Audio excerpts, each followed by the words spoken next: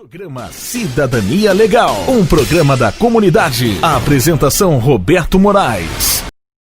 Muito boa noite, São Paulo, muito boa noite, Brasil. O programa Cidadania Legal, Rádio TV Mister Web com você. Eu sou Carlos Roberto Moraes e hoje nós vamos bater um papo aqui com o Padre Jaime. Tudo bem, Padre Jaime? Boa noite. Tudo bem, graças a Deus. Saúde você, Roberto. Saúde todos os ouvintes e telespectadores deste conjunto nosso. Muito bem. Jaime, vamos começar aqui já, não é? Conversando um pouquinho sobre a questão de conhecer um pouco mais de você, para as pessoas que não conhecem ainda, né? Então, fala pra gente aqui, você nasceu onde? Nasci na Irlanda do Sul, Irlanda, na Europa, dia 7 de março de 1945, portanto, 75 anos atrás. E nasci em uma família. Nasci na roça, numa região rural, perto de uma grande cidade, não era tão distante, pertinho de uma grande cidade. De uma família, éramos em 10 irmãos e felizes, graças a Deus, uma família que, em tempos difíceis, porque era logo depois da Segunda Guerra Mundial que eu tinha nascido. Eu sou o sétimo dos 10 irmãos, então eu estava entre os mais novos, portanto, um pouco privilegiado, como todos. Mas todos muito bem, crescemos muito bem juntos. Tive muita sorte no sentido que o pai viveu até os 85 anos, a mãe até 90 anos.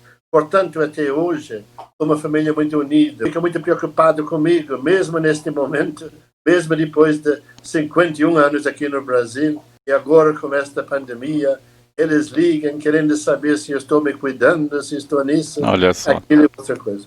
Já pensou? Aí, com 17 anos de idade, fiz a opção para ser missionário. Entrei num seminário conhecido como Seminário de São Patrício, uma sociedade missionária São Patrício. São Patrício, que é o padroeiro da Irlanda. Era uma sociedade para trabalhar no exterior, nas missões. Naquela época, na África, quando eu entrei, só trabalhava na África. Mas logo depois que eu entrei, o Bom Papa, conhecido como Bom Papa, João XXIII, era o Papa na época, pediu a todas as sociedades para ter um olhar especial para a América Latina. E na época, se vocês lembram, isso era no ano 62.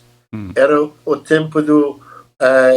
Kennedy era o presidente dos Estados Unidos, Cuba era muito crescendo e aparecendo, e estavam todos, comunismo era o bicho-papão, eram todos muito preocupados, e o comunismo ia tomar conta da América Latina. E o Papa João XXIII pediu a todas as congregações, a todas as sociedades missionárias, a encaminhar pelo menos 10% dos seus padres para a América Latina, para salvar a América Latina do comunismo. Olha. Portanto, 7 anos depois disso, eu cheguei no Brasil para salvar o Brasil do comunismo. E aqui estou até hoje. Você está vendo aqui, Roberto? Você continua salvando o Brasil até hoje? 51 anos depois estou aqui. Cheguei em 69 no Brasil. Agora, o que levou você a vir para esse país aqui, não é? De repente escolheu o Brasil aí como missão, para desenvolver a sua missão. Olha, acho que um pouco, Roberto, nas sociedades missionárias, que tem uma estrutura, uma organização, tem superior, etc. E as sociedades são divididas em regiões. Aí, quem decide, depois que você entra e faça os votos, quem decide a sua vida são os superiores. E, na época, em 69, fui ordenado com mais 21 padres. E o superior destina, olha, 2 vão para lá, 2 vão para cá, tantos vão para a Nigéria, outros vão para a Quênia, outros vão para a África do Sul, e estes éramos em 3 que foram nomeados para o Brasil. aí você abaixa a cabeça, diga amém e vai em frente. E para começar, como eu falei no início, cresci na roça. Eu gosto da lavoura, sempre gostava. E o meu sonho, aliás, era para ser engenheiro agrônomo. Uhum. Era o meu sonho. E como no Brasil, a gente só trabalhava na cidade. Enquanto na África, trabalhava muito na lavoura, na roça, no interior. Então, o meu sonho era sempre ir para a África, mas 51 anos depois não me arrependo, não. Já estou muito contente e agradecido que foi encaminhado para o Brasil. Então, tá aí, não é? Essa é a história de Padre Jaime aqui, né? Que a gente pode se considerar felizardo aqui por ele ter escolhido esse país aqui com tantos problemas, não é? E os desafios aí até hoje, né? Você já chegou aqui num momento muito complicado, né? No momento onde o país vivia aquela altura, um regime aí de ditadura militar, né, Jaime? Eu cheguei dia 15 de novembro de 69. E se vocês lembram, que nem todos lembram, era no tempo do governo Médici. Era um tempo mais pesado, mais escuro de todo o tempo da ditadura. E foi uma semana, dia 6 de novembro, que o Frei Beto e os dominicanos foram presos e foram terrivelmente torturados naquela época. E era um tempo muito difícil, mesmo para a igreja. Mas, no mesmo tempo, eu tive muita sorte, porque mesmo que foi nesse tempo difícil para a igreja, para o país, esta ditadura terrível que ceifou tantas vidas e calou a boca de tanta gente, mas logo depois veio aquele grande cardeal, o profeta da esperança, Dom Paulo Evaristo Arns, como arcebispo, cardeal arcebispo desta arquidiocese de São Paulo. Então eu tive esta sorte de ter ele na liderança, ele na frente da igreja, por aqueles, acho que se não me engano, 28 anos aqui na arquidiocese de São Paulo. Uhum. Naquela época, justamente nos anos de 60, 70, a gente vivendo esse momento da ditadura, a igreja, naquele momento, também teve um grupo, né, que acabou criando a teologia da libertação, aí já entrando dentro do aspecto da igreja, porque a igreja teve um papel muito importante, para quem não sabe, né, em dado momento, onde ela também fazia as suas ações no sentido de fazer com que a população pobre e oprimida, ela tivesse conhecimento dos seus direitos, né? Então ela tinha que se envolver na luta, né, das pessoas pelo direito. Naquele momento lá, onde a gente até hoje, né, que fez parte daquele movimento, que conseguiu entender um pouquinho na vida do que é política, a gente conseguiu justamente porque a igreja propiciou. Agora, a igreja de hoje já não propicia isso, a gente já vê uma outra realidade, não é? A teologia da libertação, você não acha que falta um pouco da igreja esse envolvimento, não é? No sentido de fazer com que as pessoas tenham conhecimento dos seus direitos e reivindiquem ações, Jaime? Olha, Roberto, acho que para pegar um pouco esta história, acho que na qual eu tive muita sorte, porque eu entrei no seminário em 62, o ano em que iniciou o grande encontro de renovação da igreja, Concílio Vaticano II, como Papa João Paulo II, como Papa João XXIII, e depois como Papa Paulo VI. E isso foi em 62. Depois, em 68, aqui na América Latina, foi realizado um grande encontro da igreja conhecido o Encontro de Medellín, em que os bispos da igreja toda da América Latina se reuniram para pegar o rumo da igreja para a América Latina. Aí que nasceu as grandes propostas das comunidades eclesiais de base, da luta pela justiça e pela paz, do compromisso da igreja, em que dizia não dava mais como igreja aceitar esta grande pobreza e esta extrema riqueza de um lado e a pobreza. E aí surgiu destas reflexões tanto como as comunidades eclesiais de base, os compromissos que nós temos hoje, de fé política, de tantas coisas boas que vão acontecendo e construindo, e a teologia da libertação assessorando e ajudando tudo isso. E aí eu acho que foi positivo, porque nós crescemos pensando, atuando. E chegando hoje, eu concordo com o que você fala, que hoje em dia tem muitos que não têm o mesmo entusiasmo com esta teologia. Mas, no mesmo tempo, nem tudo está perdido.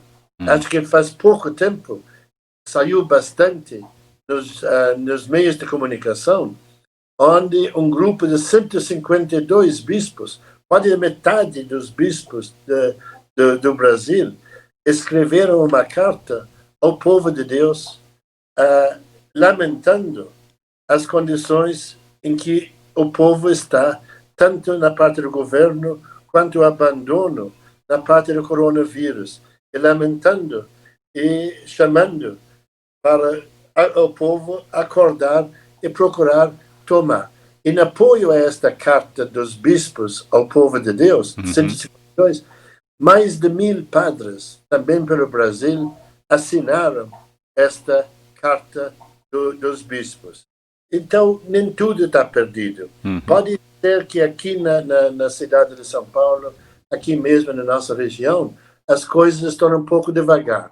Mas acho que este compromisso da igreja como vida, da igreja como política, acho que não vai morrer, não. Mas acho que faleceu semana passada um grande bispo que tinha que prestar homenagem neste programa. E deve ter ouvido falar dele. Dom Pedro Casaldáliga, bispo de São Félix de Araguaia, aos 92 anos, mas um grande profeta.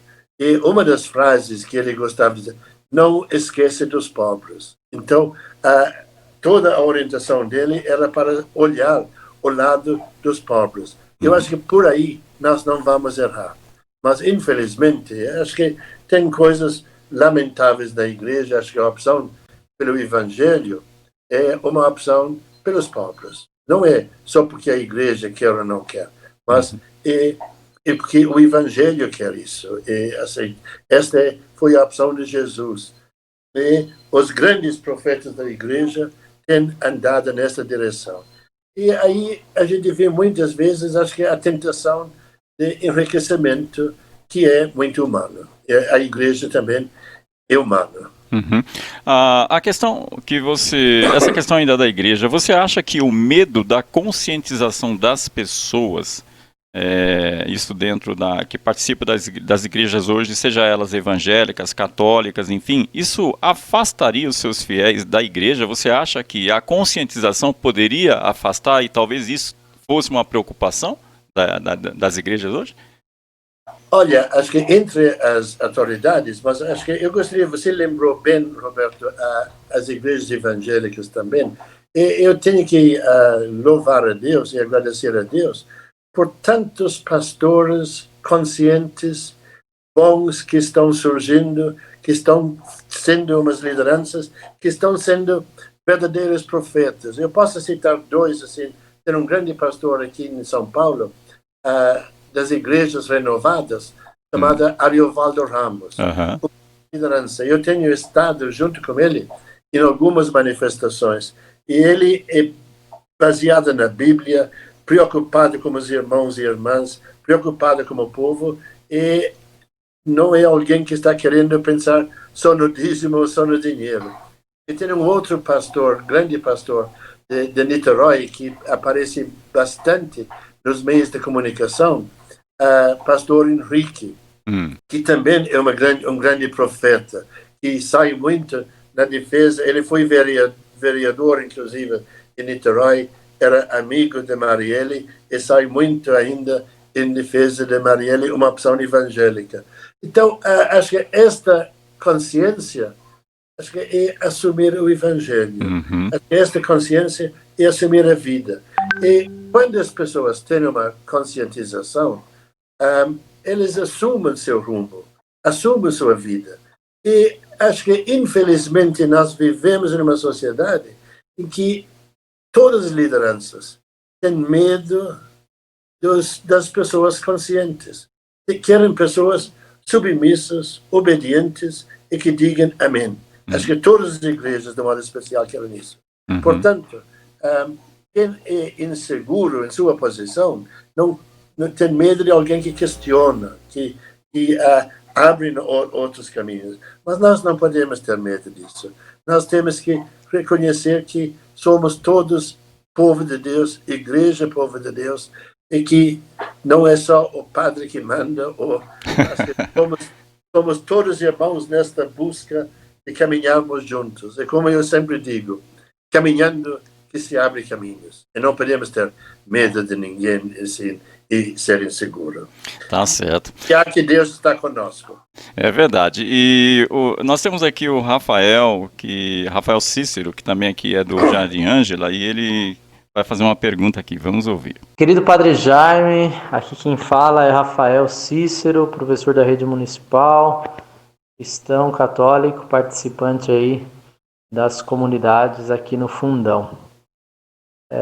Gostaria de fazer 3 perguntas para o senhor e o senhor fique à vontade para responder. Primeiro, gostaria de ouvir do senhor como que o senhor está acompanhando a participação dos cristãos no mundo da política. O senhor vê algum engajamento, alguma participação, alguma omissão? Como que nos últimos anos o senhor tem observado isso? Pergunta relacionada aos padres, missionários, missionárias, religiosos, nessa mesma linha. Gostaria de saber como que o senhor vê o engajamento, o envolvimento de padres, missionários, missionárias, religiosas no mundo da política da nossa região nos últimos anos. Como que o senhor tem observado e acompanhado a participação desses religiosos nas questões sociais e políticas da nossa região? Tem mais uma pergunta aí.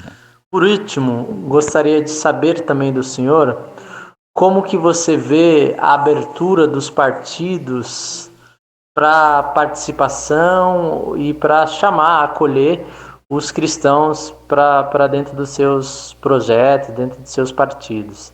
A gente sabe que historicamente o PT foi um partido fundado com muito apoio e com muita participação de cristãos no mundo da política, mas a gente tem acompanhado também que tem muitos partidos que não acolhem, que não envolvem os cristãos e os seus ideais, seus interesses.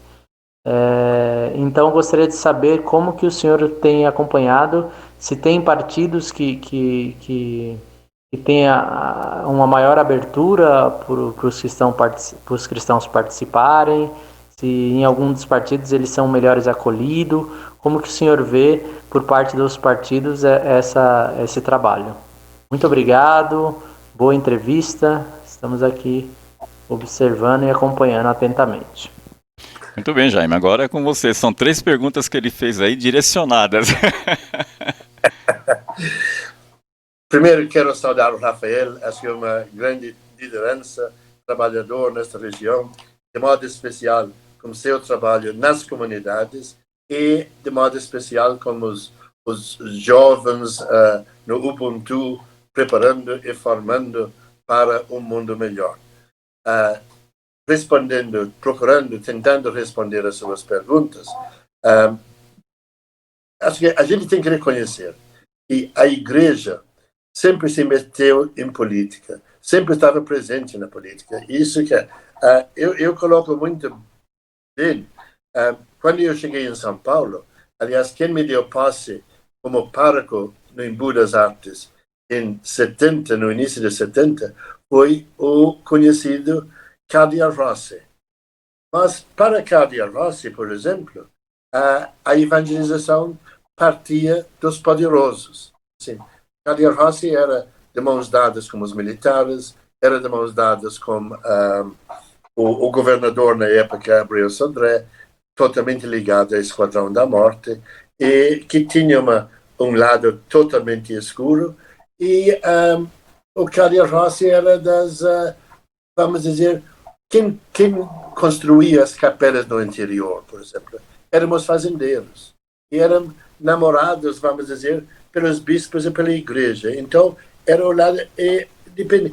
Quando eu cheguei de início no Embu das Artes, para ir nas capelas, o prefeito que pagava o táxi para me levar. Então, eu era também simplesmente um funcionário a mais da prefeitura. Pagavam, inclusive, para eu rezar a missa nas capelas. Mas, como o meu jeito de ser igreja, não topei isso por nada. Mas, então, você tinha uma igreja comprometida com o poder, comprometida com o dinheiro naquela época. Como lembrei antes, a Concílio Vaticano II, a reunião da Igreja da América Latina em Medellín, em 68, abriram um novo leque e foi um tempo em que os padres, os religiosos, começaram, inclusive, a sair das casas grandes. Foi neste tempo que é importante lembrar que Dom Paulo Evaristo Arnes vendeu o Palácio Pio XII, que estava lá na Paraíso, e investiu o dinheiro nos terrenos, comprando terrenos para centros comunitários nas periferias. Inclusive, onde eu estou sentado aqui agora, foi comprado com fruto daquele dinheiro da venda do palácio. Então, foi uma mudança de ótica, mudança de olhar. Em vez da igreja estar comprometida, e foi isso também nesta época, como Dom Paulo Evaristo, que começou a enfrentar o governo. E foi neste tempo que, antes lembrei Dom Pedro Casaldáliga de São Félix de Araguaia, Dom Paulo Evaristo aqui em São Paulo, que defenderam o povo e quem estava sendo condenado e sofrendo terríveis torturas, etc. E foi aí que nós começamos a refletir, a igreja é quem? E eu lembro as palavras de ordem na época, a igreja somos nós. Então, foi uma igreja de padres, de religiosos, respondendo às suas perguntas, e crescemos juntos. Eu posso lembrar pessoas que vocês conhecem, o padre Luiz Giuliani, as irmãs que tinha aqui em Vila Remo, naquela época, Mônica, Cecília e Denis, e que vieram e moraram, saíram dos grandes conventos e vieram morar nas periferias. E a irmã Phyllis aqui conosco, a irmã Agnes aqui conosco agora. Então, saímos e nós fomos fruto também desta reflexão. No tempo de Dom Fernando aqui, por exemplo, com toda a sua humildade e simplicidade, mas os padres da época encontravam, como região episcopal, uma vez por mês, para refletir as questões e para tomar posição. Acho que qualquer problema, mesmo na época, greve ou problema, desemprego, convocava os padres, debatia, chamava pessoas. Então, a gente tinha uma igreja inserida nestes problemas e cheio de dinamismo e de entusiasmo. E a grande maioria dos padres religiosos, etc., eram empenhados nestas questões. Tinha alguns contra, mesmo aqui da região, tinha alguns contra, mas a maioria era favorável. Enquanto hoje vira ao contrário, por exemplo, para arrumar apoio para questões como a Nova Palestina, aqui na nossa região, por exemplo, para conseguir apoio para um movimento destas, nem sempre é fácil. Quando a gente tem um grande movimento aqui na Igreja do Brasil, chamada Fé e Política, que faz, inclusive nós realizamos uma em 2011, 9 anos atrás, no Embu das Artes, com uma participação de em torno de 5.000 pessoas, com grande participação.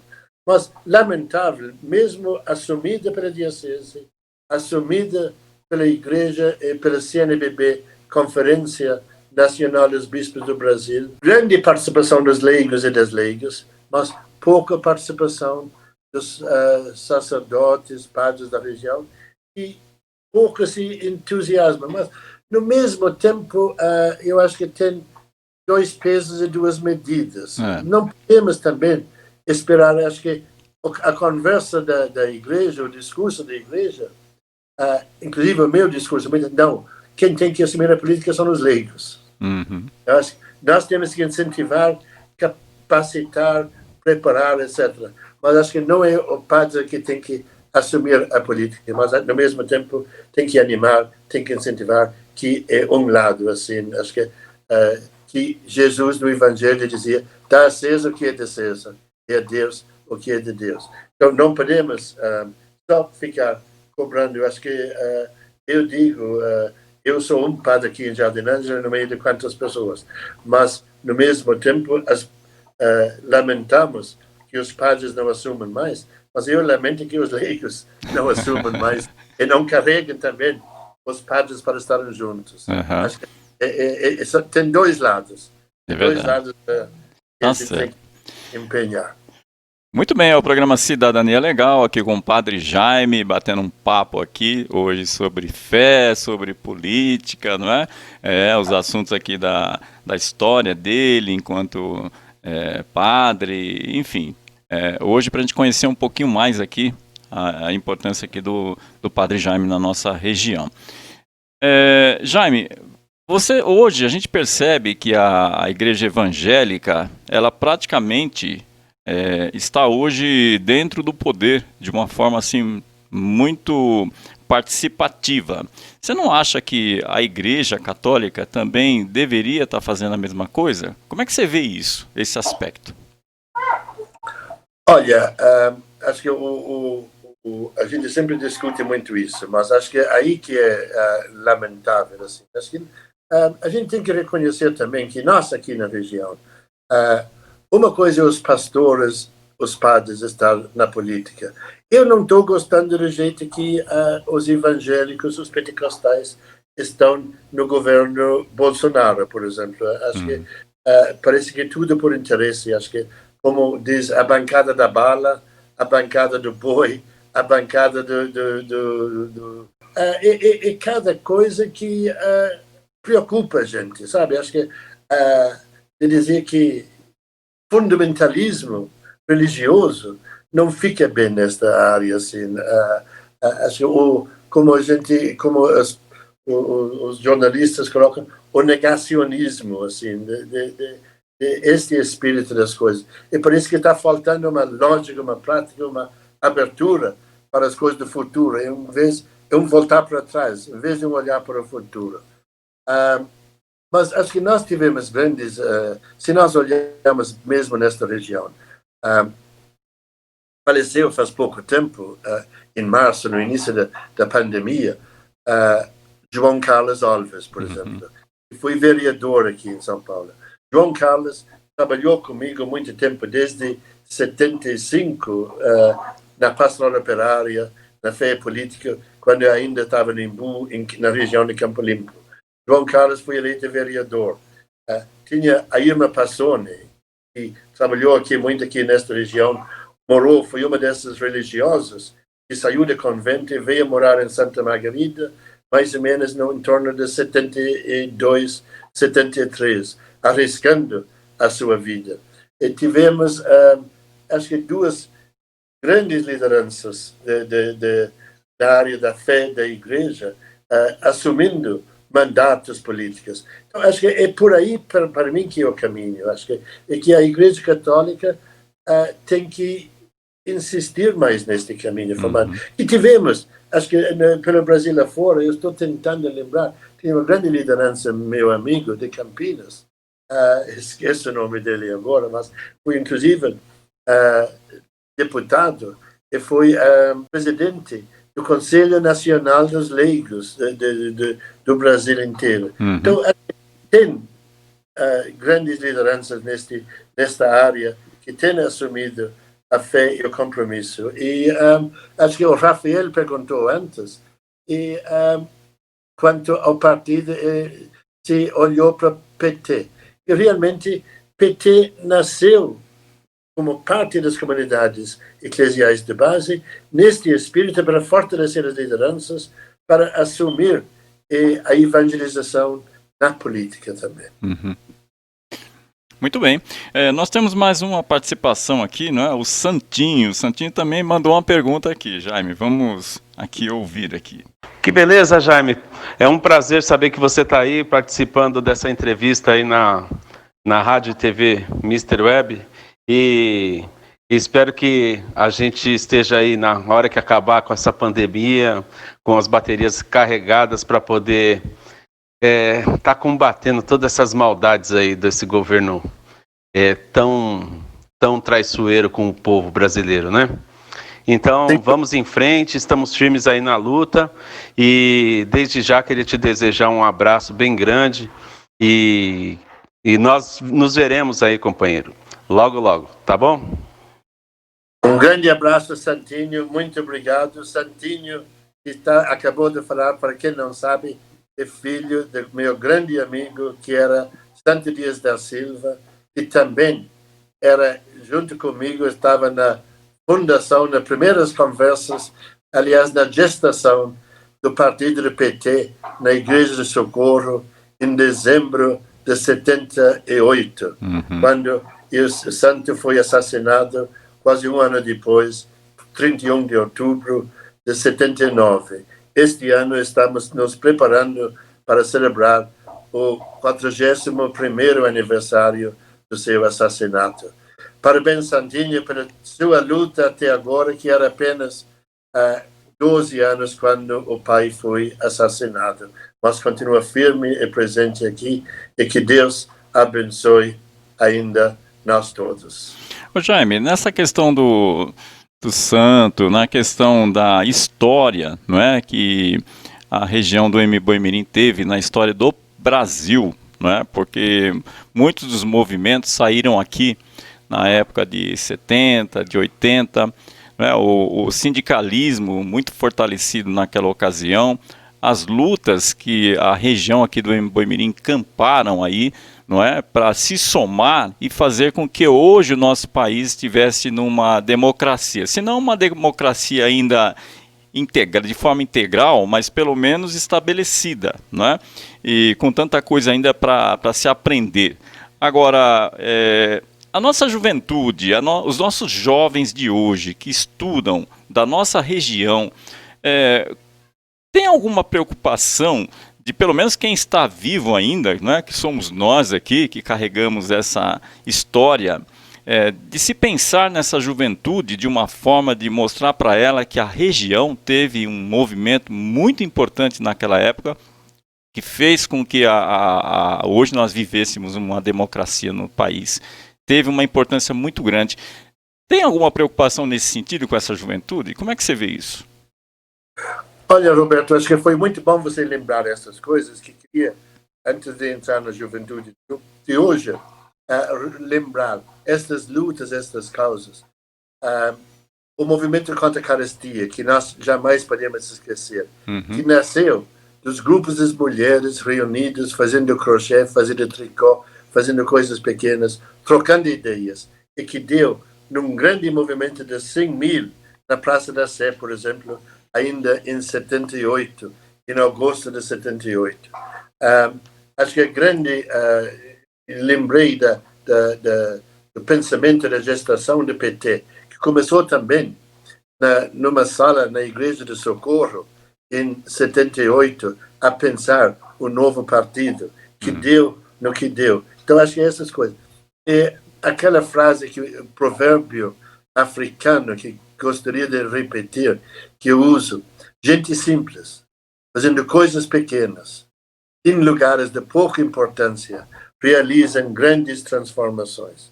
Então, eu acho que estas transformações que vão acontecendo e que acho que nós deixamos de lado, eu diria, a igreja que criou as comunidades eclesiais de base, a política, o PT que tinha os núcleos, que tinha as bases, chegamos e subimos na vida, não sei o que houve, mas nós não renovamos as lideranças, nós não criamos novas lideranças. Este que é. E acho que esta juventude que vinha, eu estava lembrando até hoje, estava lendo um artigo do Daniel Cara, não sei se estão lembrados de Daniel, que começou aqui, acho que faz uns 15 anos talvez que conheço o Daniel ou mais. Daniel, que foi candidato a senador nas últimas eleições pela PSOL, um grande educador, mas que trabalhou muito aqui nesta região, nos grêmios estudantis. E aí que ele cresceu, é um grande educador, uma grande liderança hoje, que ainda está por aqui no pedaço em São Luís. Eu acho que a juventude hoje, eu acho que estão outros olhares, assim, e que foi tão difícil para nós iniciar esta entrevista hoje à noite. Nós não estamos na mídia, assim como na informática, nas coisas. Não vem naturalmente para nós. Nós temos que admitir isso. Eu vejo a molecada que estão aí nos digitando e fazendo as coisas que eu fico bobo. Mas, no mesmo tempo, a gente vê muita gente, liderança surgindo. Eu citei antes com o Rafael, parabenizei ele pelo trabalho de Ubuntu, por exemplo, que está formando, criando. Esta juventude, mesmo assim, algumas coisas ficam difíceis, assim, fica como que a gente, mesmo para nós, acho que, Roberto, você tem que concordar, fica quando falamos da ditadura, das torturas, das coisas assim, e quando a gente enxerga o atual governo, e a gente pergunta, como que pode alguém apoiar isso? Ao mesmo tempo, tem as pessoas que votaram, que vai atrás, que vai com o gesto de arma. Eu lembro que quando eu falei, voltando para a missa da Senhora Aparecida, na qual que deu tantos problemas, na qual estava a Haddad presente.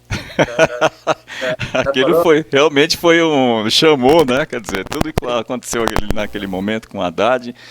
Né? Mas eu lembro que falei naquela celebração, antes, quem quer arma, quer morte. O cristão não pode ser da morte. Isso eu prego até hoje. Assim. Quem usa a arma é instrumento de morte. O cristão tem que ser de vida. O nosso Deus é o Deus da vida. Não é da morte, não quer a morte. Eu acho que é a mesma coisa neste coronavírus. Parece que e daí? Morreu, e daí? Acho que não é um espírito cristão. Mas, no mesmo tempo, como formarmos as pessoas, as lideranças, neste tempo, para assumir a sua responsabilidade na sociedade. Voltando aqui nas coisas pequenas que vamos realizando e fazendo isso. É verdade. Então tá aí. Tem mais uma pessoa que também mandou um recado aqui, não é? E vamos ouvir. Olá, Roberto Moraes. Olá, Padre Jaime. Meu abraço a todos vocês dois. Todo o pessoal da Mister. Aos ouvintes também. J. Oliveira. Padre Jaime, conheço já a sua história já há um bom tempo. A gente se conhece há um bom tempo. Gostaria de saber do senhor a sua reflexão que o senhor faz durante todo esse tempo de Jardim Ângela, da política, das famílias, nosso bairro, religião. Gostaria que você fizesse uma reflexão durante esse tempo do nosso bairro, o que era antes e o que está sendo hoje, o que nós estamos passando. Um abraço, Padre Jaime. J. Oliveira, radialista. J., um grande abraço para você, e realmente estou em falta lá no seu rádio também, mas parabéns pelo trabalho que tem feito aqui na região.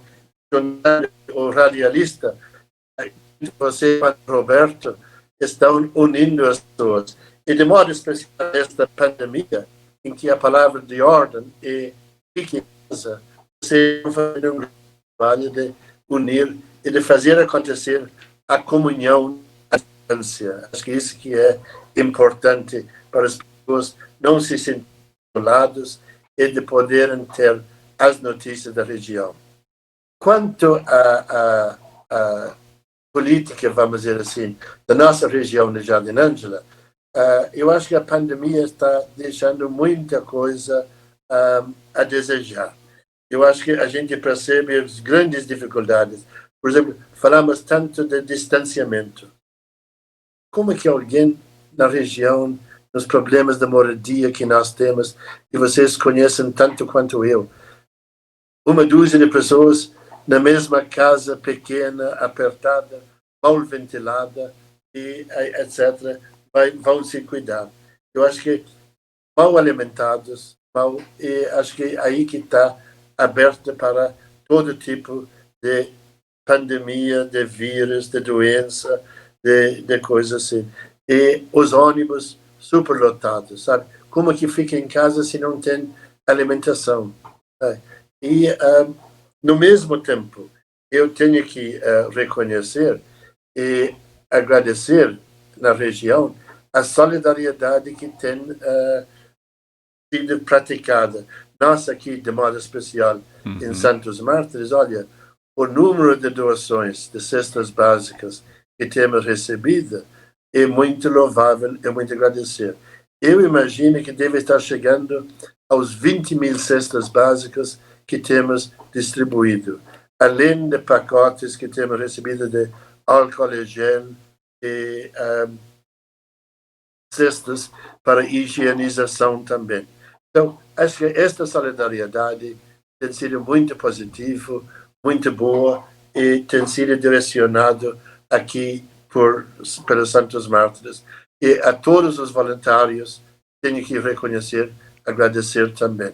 Mesmo que eu, sendo em situação de risco, estou um pouco afastada das castigo. De castigo. Estou de castigo mesmo, falou Roberto.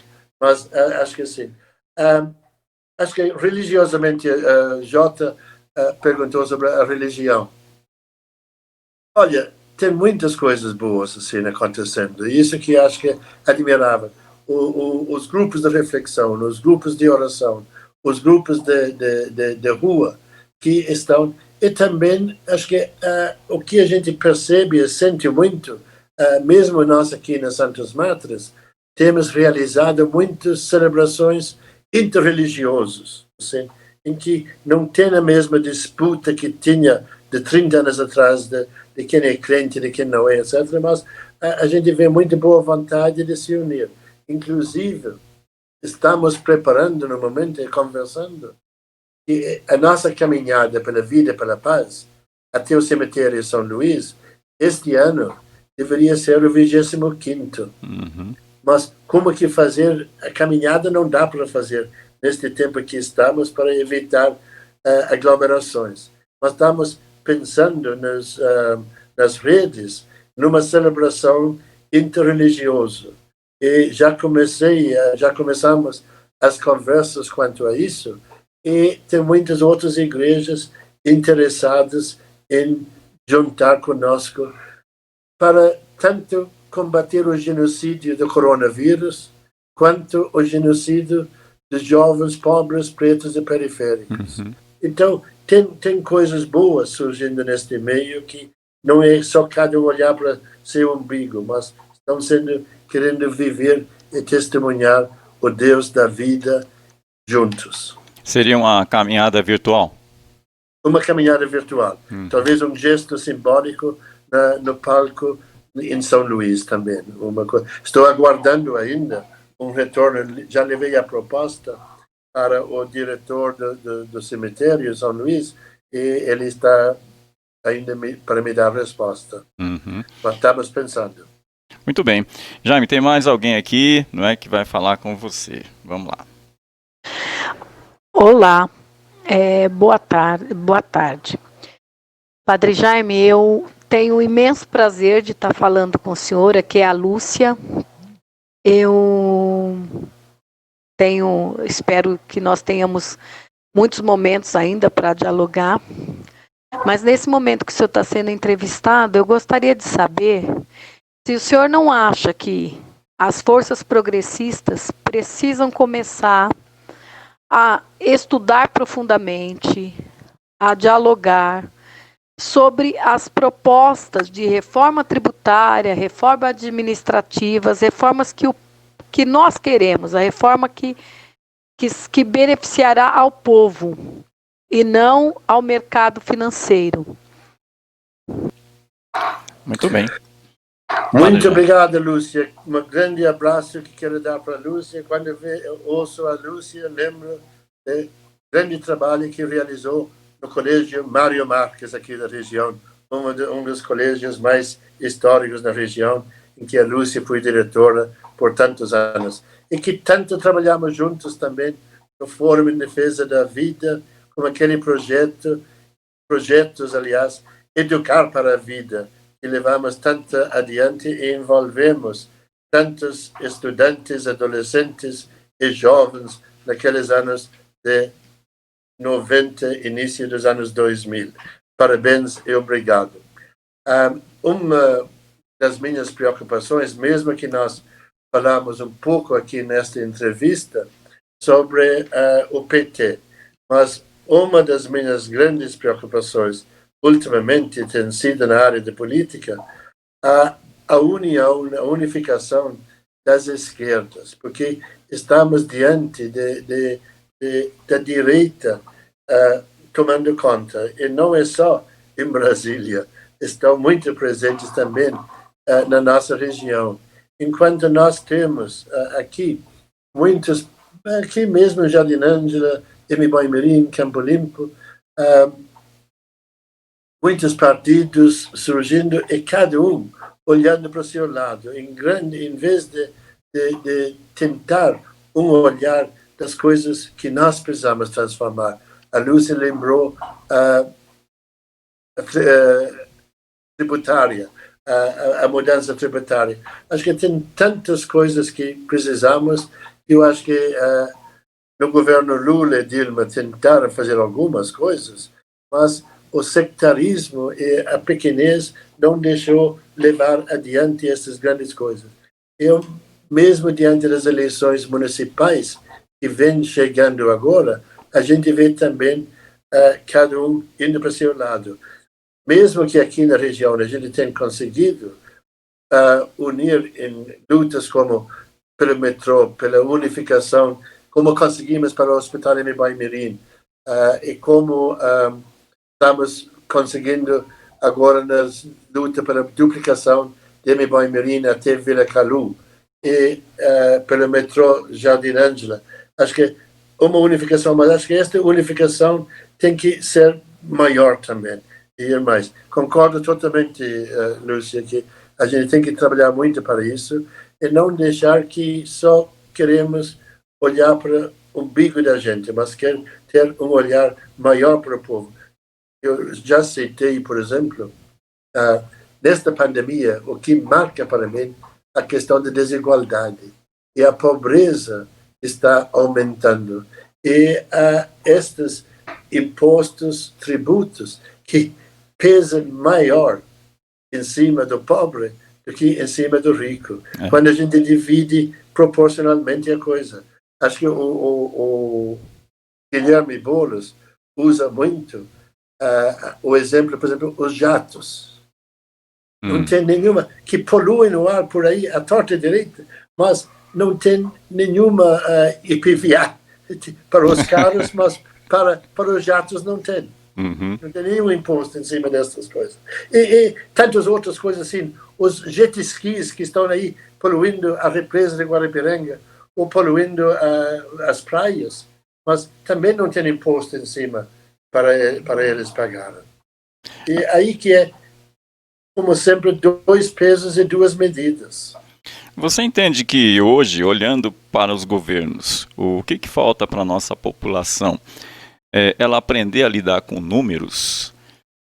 Está faltando para a nossa população saber de fato quem é que realmente governa para os menos favorecidos? Nós tivemos aí vários presidentes, a gente teve vários governos anteriores, não é? Que a gente viu os resultados para nós, o que foi, e tivemos governos posteriores que avançaram para a comunidade menos favorecida. E depois a gente tem hoje, né, governos que estão retrocedendo totalmente, quer dizer, no sentido de até acabar com os direitos trabalhistas e outros. Nessa questão específica aí, nesse tempo que a gente, quando fala que nós não temos mais, como tínhamos antes, núcleos na comunidade, como a gente tinha todo aquele trabalho do envolvimento da igreja, não é? Até mesmo segmentos que também ajudavam nesse processo de formação das pessoas. Num grande espaço de tempo, a gente vê hoje que os partidos de esquerda não se movimentam no sentido de trazer para essa população uma reflexão daquilo que nós estamos vivendo. A gente não vê uma bandeira de um partido de esquerda colocado no Jardim Ângela ou colocado em qualquer lugar, dizendo vamos nos reunir, vamos nos organizar, não é? Vamos fazer um grande movimento de conscientização, porque a gente não pode aceitar o que está aí. Quer dizer, não está havendo isso, dá a impressão que não está acontecendo nada, Jaime. E quando a gente vê, de repente, no momento agora, um Guilherme Boulos, a Luísa Erundina, trazendo uma proposta de acender justamente essa perda que nós tivemos, né? Onde as grandes lideranças ficaram esquecidas, aqueles trabalhos de núcleos ficaram abandonados, tudo isso num fator final, traz para a nossa população, colocando elas aí a uma ignorância total, e parece que no nosso país não tem a esquerda fazendo um trabalho no sentido contrário, né? O que eu quero dizer com isso? Essa falta de sintonia dos partidos de esquerda hoje, de não vir para as nossas comunidades, de fazer um trabalho de continuação daquilo que foi deixado de lado, isso não faz crescer a ignorância na nossa população? Olha, Roberto, eu não tenho uma resposta, mas eu também fico preocupado. No mesmo tempo, acho que a gente aqui na paróquia, sociedade, na família Santos Mártires, temos promovido, assim, por exemplo, todo ano eu tenho o costume de promover Semana do Trabalhador, em maio, 1º de maio, Semana Santo Dias, em torno do assassinato de Santo Dias. Temos promovido, cada 2 anos, no mês de outubro, o que temos chamado Fórum Social Sul, com grandes divulgações, etc. O primeiro Fórum Social Sul foi realizado em 2004. Tivemos a participação naquela semana em torno de 10.000 pessoas. Ultimamente, se a gente consegue a participação de 1.000 pessoas, é muito. O ano passado foi realizado aí no fim de outubro, em torno do assassinato do Santo Dias, e encerrando com uma caminhada pela vida e pela paz. Grandes discussões, grandes debates, mas o povo não perderam o debate, a discussão. Eu não quero, acho que não é que não tem feito, mas não querem participar. Acho que o interesse é outro. E se é que participam, estão mais ligados nos celulares do que naquilo que está sendo debatido. É uma que desmotiva a gente muitas vezes. Mas, apesar de ser difícil, nós temos continuado aqui, realizando estes debates, estes encontros, este ano tivemos uma muito boa, foi logo no início da pandemia, sobre a Marielle. Por que a morte de Marielle, por exemplo? E por que a morte, juntando isso com os assassinatos, e tentando levar a questão, a vida vale a pena. De modo especial, a vida dos negros jovens, para valorizar isso. E tivemos uma boa participação, mas não tanto quanto a gente gostaria de ter. Acho que aí que está. Acho que as pessoas debatem outro, ou nós não estamos tocando nos nervos das pessoas. O que a gente assiste muito aí nessa questão de momentos eleitorais, por exemplo, e de governo também. Nós tivemos 2 governos na época do PT e da Marta. Foi feita uma tremenda revolução nas periferias. Depois o povo foi e votou em quem? Né? Sim. Votou na direita. E a gente ficou num retrocesso de 8 anos sem nada acontecer na região. Depois veio um Haddad, aí começa a fazer, a população começa a sentir um gás de novo de melhorias na qualidade de vida e tudo mais. Daqui a pouco o povo vem e coloca a Dória. e nós estamos de novo, né, mais 4 anos aí perdidos na região, né, sem acontecer nada, quer dizer, a gente fica assim, quer dizer, e ao mesmo tempo, a gente também não vê os partidos de esquerda. Eu vou ser sincero, Jaime, eu não vejo o PT, eu não vejo PSOL, eu não vejo os partidos que representam, todos eles que representam a esquerda, fazer um movimento contrário, dizendo, gente, olha, nós precisamos ter essa consciência de que precisamos mudar o jeito, porque se a gente não mudar o jeito, a população não sente. Eu sempre costumo dizer que é assim, não adianta eu pavimentar a rua da casa de alguém se eu não faço ela estar inserida no processo. Então vai lá, pavimenta a rua, ela não está inserida, então ela vai sentir, olha, veio, eu fiquei contente porque passou asfalto na minha rua, mas ela não deu aquele grande valor que seria como se ela tivesse participado daquele processo, que isso estimula, né, as pessoas a serem importantes nisso tudo, e a gente não vê, Jaime. Então eu sinto que os nossos partidos de esquerda estão perdendo a mão nesse sentido, né, e a gente sai prejudicado com tudo isso, né, lamentável, mas é o que está acontecendo, no meu ponto de vista. Olha, acontece, Roberto, acho que eu tenho que concordar, mas no mesmo tempo eu acho que veja só, aqui no Emiboimirim, aqui na Jardim Ângela de modo especial, aqui na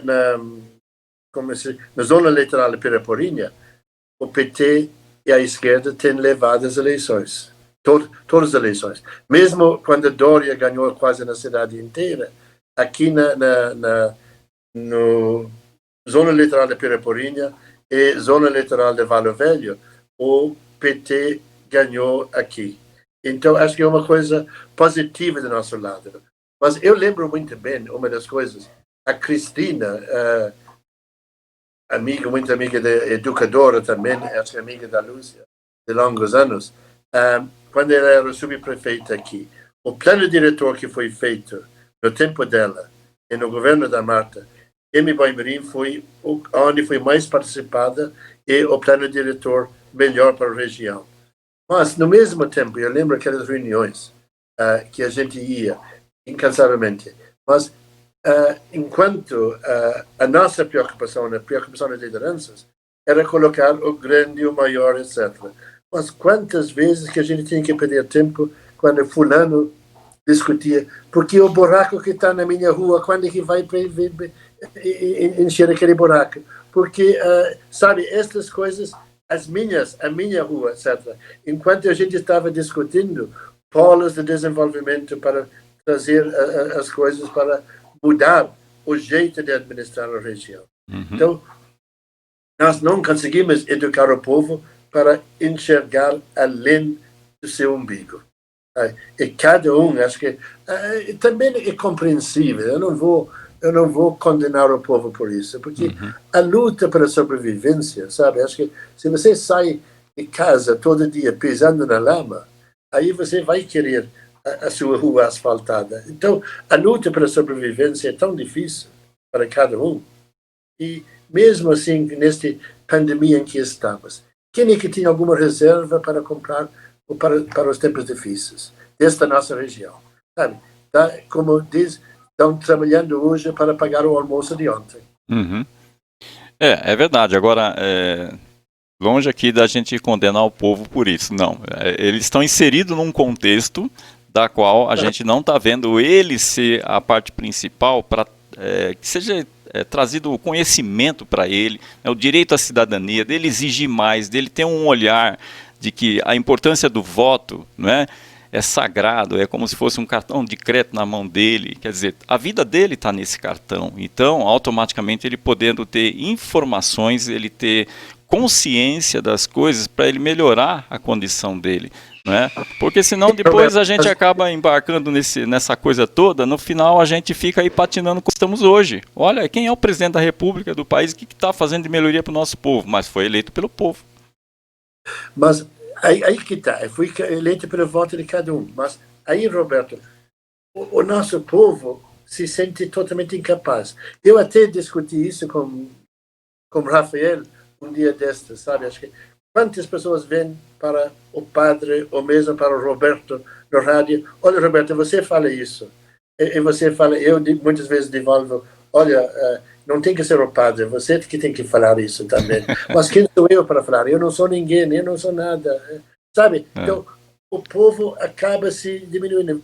Você tem que falar isso para mim, você vai intervir para mim.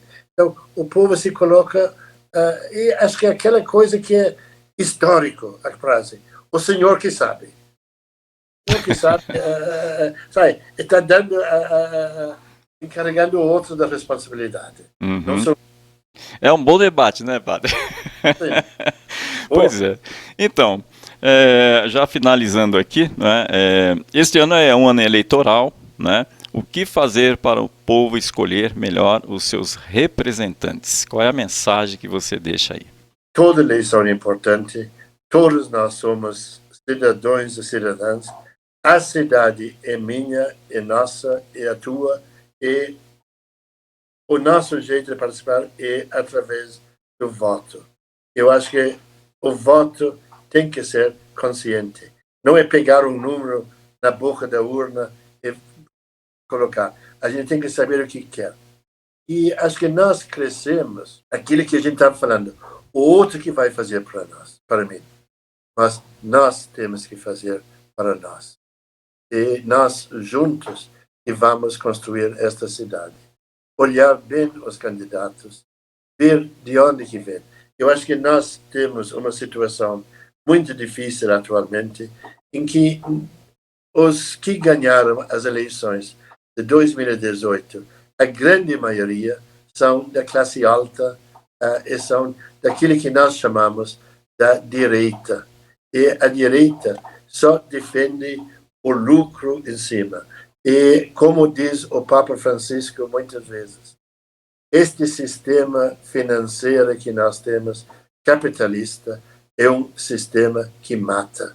E nós precisamos transformar esta realidade toda para ter um sistema que dá vida. E temos que trabalhar para socializar o lucro, não só ficar na mão de uns poucos. Gente, é escandaloso quando a gente pensa que 6 pessoas mais ricas no Brasil têm mais do que a metade da população. Tem mais 6 pessoas, têm mais do que 100 milhões de habitantes. E os atuais poderes que temos no país é o agronegócio para exportar. Enquanto nós vimos estes dias mesmo, a agricultura familiar, nada, reduzindo, tirando o pouco que tem. Mas o agronegócio para exportar para fora, mas para o povo comer, nada. Gente, temos que ter este olhar, mudar os nossos olhares e não ser só usado pela mídia, pelas palavras bonitas da televisão, mas de olhar o que está acontecendo ao nosso redor. No momento em que a gente vê os direitos dos trabalhadores sendo tirados, aquela carteira verde e amarela, para que é? Para favorecer a quem? Não é para favorecer o trabalhador, é para favorecer o patrão. E aí, este olhar, nós não podemos deixar de ter nestas eleições também municipais. E nem levar em consideração que R$600 acha que já mudou a vida, né, padre? Porque... Ele já vai votar por causa de dinheiro, R$600, que é? Né? Numa em que estamos. Pois é. Ajuda, não podemos, ajuda, mas não é para agora. E deixar claro que se não fosse o Congresso fazer toda uma discussão em cima dos R$600, seria 200, né? Teria 200, era isso. E agora estão querendo reduzir os próximos meses. Pois é. Então até quando, né, a nossa população vai achar que qualquer R$600, qualquer R$200 vai mudar a vida, ou vai achar que o mito, não é? Quer dizer, está revolucionando a nossa vida? Cadê o mito? Quando fez com que a gente perdesse os direitos trabalhistas, reduziu totalmente, zerou praticamente tudo isso. A situação hoje no Covid-19, a gente vivendo o que a gente está vivendo, com a população em casa, com cargo reduzido, salário reduzido, outros suspensos, outro demitido, não é? Um volume muito grande de desemprego hoje no país, nesse momento, e nós não temos... E a venda do patrimônio público, né? A privatização, tudo isso, né, Jaime? 117 mil mortos, vidas ceifadas, que os especialistas dizem a metade podiam ter sido salvas se as providências tivessem sido tomadas pelo país inteiro. Pois é.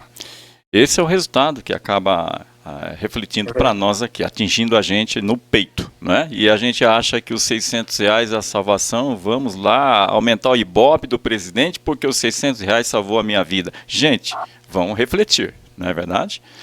Certo. Bom, Jair, eu quero agradecer aqui mais uma vez aí a sua participação. Eu espero que a nossa conversa aqui possa ter contribuído para as pessoas fazerem uma reflexão, né? Não de uma forma assim, achar que a gente está aqui só para meter pau no governo ou de partido, não é nada disso. O que a gente está é sentindo que precisa ter um outro olhar para a nossa população menos favorecida, um olhar que possa trazer um pouco mais de benefícios e nada mais do que o direito dela, não é? É o direito que ela tem. E a gente hoje, batendo um papo com o Jaime aqui, a gente faz uma reflexão em cima de tudo isso. Então eu quero te agradecer, Jaime, mais uma vez. E vamos junto, até a hora que Deus quiser, não é verdade? Eu que agradeço, Roberto, e quero agradecer a todos os ouvintes e telespectadores. E neste tempo difícil do coronavírus, pedir todos fiquem em casa, usem na medida do possível, usem máscara e álcool em gel. E acima de tudo, que o Deus da vida, o Senhor da história, nos guarde, nos proteja. Carregue cada um de nós na palma da sua mão e, acima de tudo, nos dê a paz, em nome do Pai, do Filho e do Espírito Santo. Amém. Assim seja. Amém. Muito obrigado, Jaime. Então, programa Cidadania Legal, né? Fica por aqui mais uma vez hoje entrevistando o Padre Jaime aqui na nossa região, aqui da Zona Sul de São Paulo, né? Para o Brasil e o mundo, acompanhando aí, né, o pensar de Padre Jaime, a luta, não é, a importância dele aqui na nossa comunidade, que é muito expressiva, não é, e hoje se a região da Boi-mirim, Zona Sul, aqui teve aí um engrandecimento econômico, né, onde o nosso Jardim Ângela, a região era conhecida aí como um dos piores, né, bairros do mundo, em termos de violência e tudo mais, e os trabalhos que foram feitos aí para mudar esse estado de coisa, porque antigamente, gente, se você buscasse um emprego e falasse, mora no Jardim Ângela, você não conseguia emprego, né? Essa era uma realidade. E hoje não, hoje a gente conseguiu fazer isso tudo mudar, né, em função de trabalhos como o Jaime tem feito, as lideranças da região têm feito. Então, por isso que é importante a sua participação dos movimentos aí da comunidade, né, de igrejas, comunidade de bairro e tudo mais, para que você seja ouvido e também questione tudo aquilo que está acontecendo coisas de forma erradas, não é? A gente precisa mudar esse estado de coisa, porque senão são 4 anos jogados fora, né, e que a gente perdeu, simplesmente perdeu. Então vamos ver se a gente muda o jeito, né, de fazer as coisas. Gente, ficamos por aqui, até a próxima quarta-feira, se Deus quiser, com mais um programa Cidadania Legal aqui na Rádio TV Mister Web com você. Tchau, tchau. Rádio Mister. Rádio Mister. 24 horas no ar. A sua rádio na internet. As melhores estão na Mister.